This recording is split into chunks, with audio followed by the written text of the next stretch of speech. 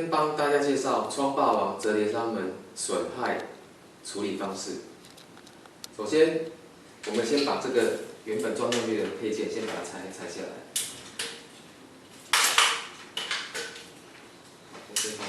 然后把它放在地面。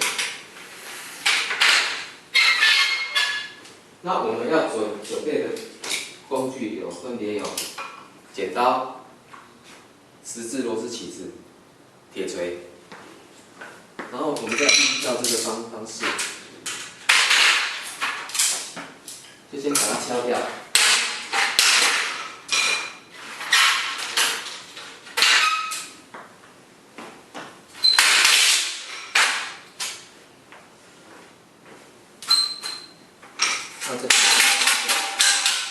然后这样子归位，那这边也是再把它敲。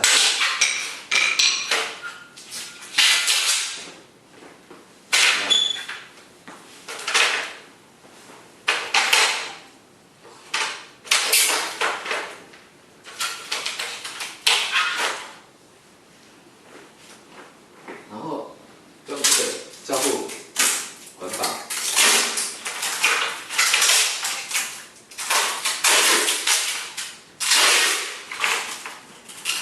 那用剪刀，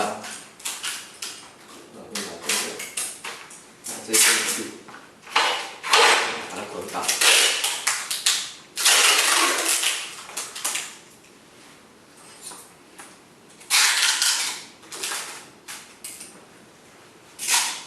好，再来就是到本公司网站下载维修单，然后分别把尺寸寄回去。维修单要贴上去，填写好资料，寄回去。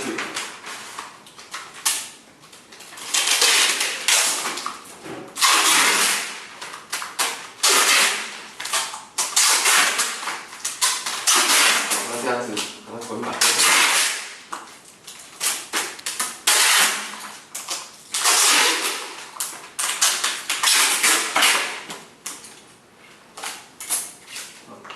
好，现在就完成捆绑，那要去通知那个货运公司，然后寄回本公司维修站处理，这样就可以了。